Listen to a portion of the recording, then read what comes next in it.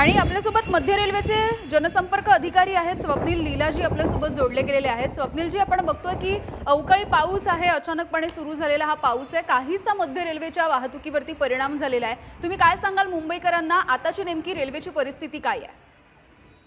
याच्यामध्ये हेवी पावसासोबतच आपल्याकडे जे वादळ वारं सुटलेलं आहे त्याच्यामुळे रेल्वेच्या ट्रॅफिकला इम्पॅक्ट येतो। कारण जो ओव्हरहेड इक्विपमेंट असतं, ओएची असतो, जो इलेक्ट्रिक सप्लाय असतो रेल्वेला दिला जाणारा, त्या सप्लायला त्याचे जे वायर्स असतात, त्याचे जे तार असतात, ते या वाऱ्याच्या खूप जास्त स्पीडमुळे तारांना अडचण होते। आणि सोबत आपल्याकडे सध्या काही ठिकाणी ओएची कन्सिस्टंटली येत नसल्यामुळे लोकलला पण इम्पॅक्ट झालेला आहे।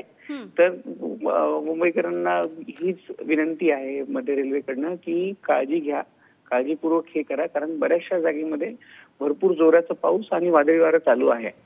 अगदी स्वप्नीलजी, साधारणतः कुठे कुठे हा परिणाम जाणवलेला आहे? कारण बदलापूरची एक बातमी आम्ही दाखवली जिथे ओव्हरहेड वायरवरती झाडाच्या फांद्या पडल्या, त्यामुळे तिथे परिणाम जाणवलाय।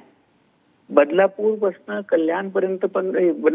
कल्याणपर्यंत पण ती अडचण होती, झाडाची फांदी पडल्यामुळे होती। आणि सोबत आता हार्बर लाईन आणि मेन लाईन वरती पण झाडाच्या फांद्या पण पडतायत आणि स्पीड खूप जास्त असल्या, वाऱ्याची स्पीड जास्त असल्यामुळे त्या पण लोकल आपण प्रिकॉशन म्हणून थांबवतो आहे।